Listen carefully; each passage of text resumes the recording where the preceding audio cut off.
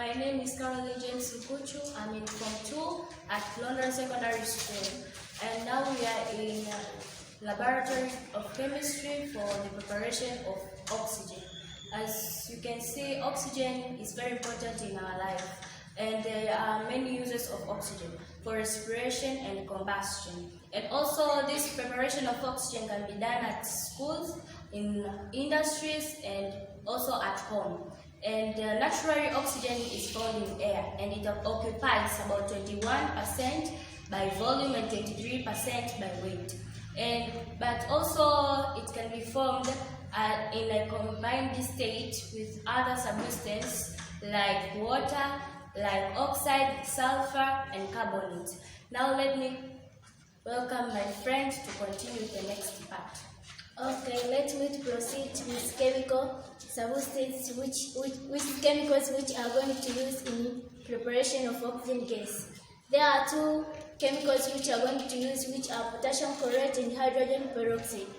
But in our experiment, we are going to use hydrogen peroxide, which is reactant as 50% weight by weight, together with manganese oxide, which is catalyst, is used to speed up the rate of the chemical reaction.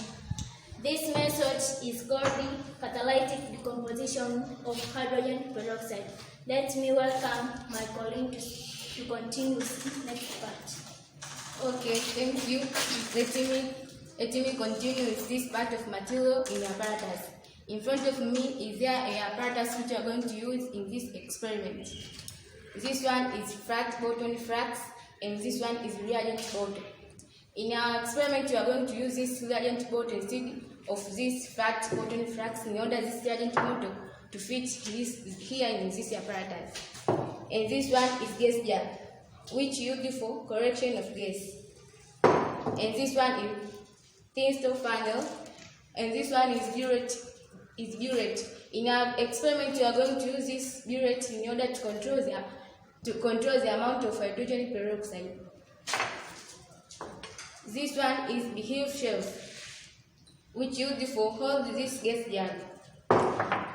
And this one is spatula, which used for scoping the solid chemicals. This one is petri dish, which used for covering this gas jar.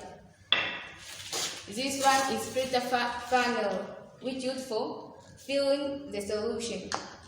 And this one is water trough, which used for keeping water. And this one is little stand, which used to support the experiment, which is burette. And this one is delivery tube, which used to transfer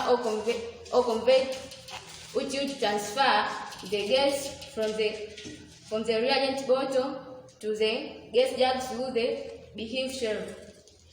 And this one is a piece of wood together with matchbox, which you are used to determine the gas is support combustion or not. Okay, thank you. Let me to welcome my colleagues to continue with next part. Okay, let me go straight to our experiment. Our experiment is a preparation of oxygen in a chemistry laboratory. As you see, there is a sample of apparatus which will be used in our experiment. The first one, let me start to fill the water in the water trough.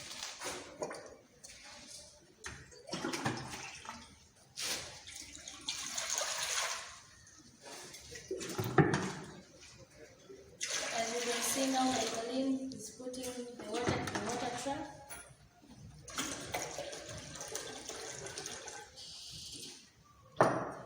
Okay, after putting some water in the water trough, the second procedure, I'm going to put the 2 spoons or 2 spatula of manganese oxide in the reagent bottle.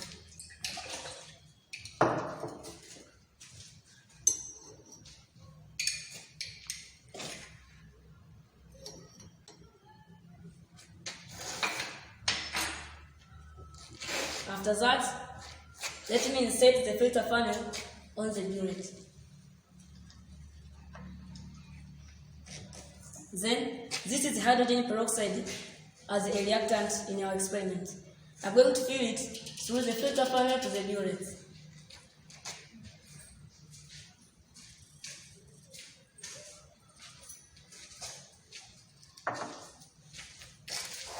Then I'm going to fit the reagent bottle with manganese 4 oxide on our stopper.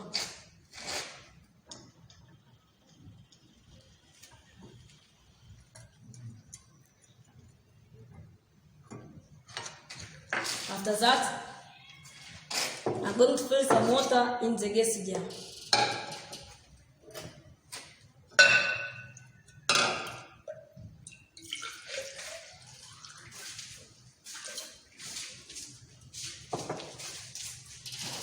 Then I'm using this petri dish to cover the water in the gas jar. After that, I'm taking the big shelf and put it in the water trough. Another thing I'm doing is to invert the gas jar with water in the water trough.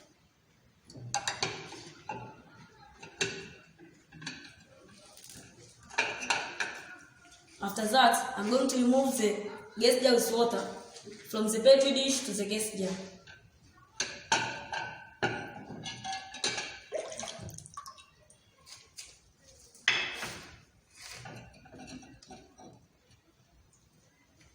After that, I'm going to fit or insert the delivery tube through the big shelf to the gas jar.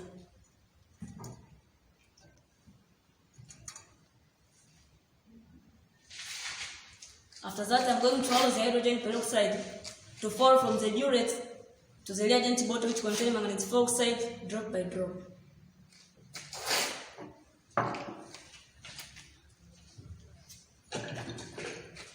As you see now, the gas is going to displace some of the waters which were in the gas jar. The process is displacement. The method which you see here is a downward displacement of water. That the oxygen is going to displace the water. Now the water are full, displaced by our gas. So let me take the gas jar.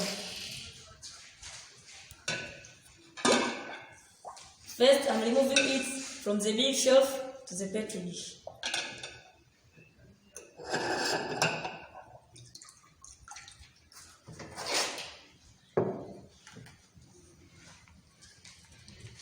After collecting the gas, let me welcome my colleague to continue the other part. Okay, thank you. After finishing the collection and the preparation of oxygen gas, let us see some physical properties of oxygen. First is oxygen, it is colorless. On our gas there is no any color. Okay. The second one, it is odorless. Let us smelling in order to see like we have a smell or not. On our gas there is no any smell. So let us welcome my friend in order to proceed in another part. So now we are continuing on the step of testing the gas.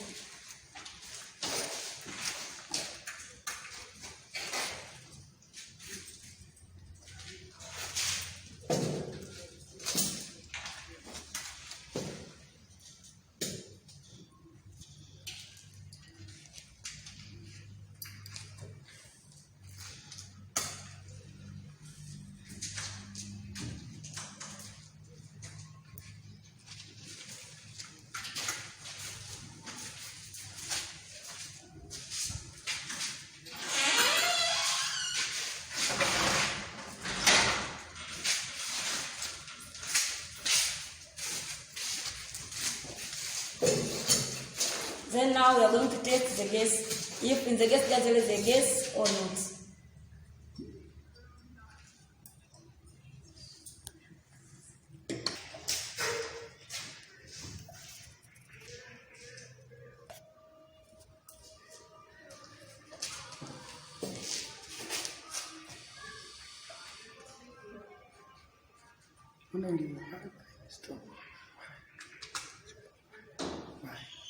Collection of gas. Collection of gas.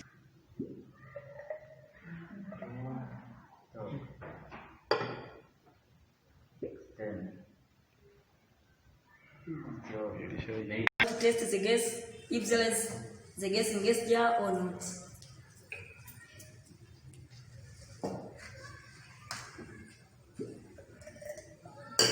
now we see that the wooden sprint is lighter. Let us see again. Let us see again. Okay, now we are going to conclude that in our gas there is the oxygen.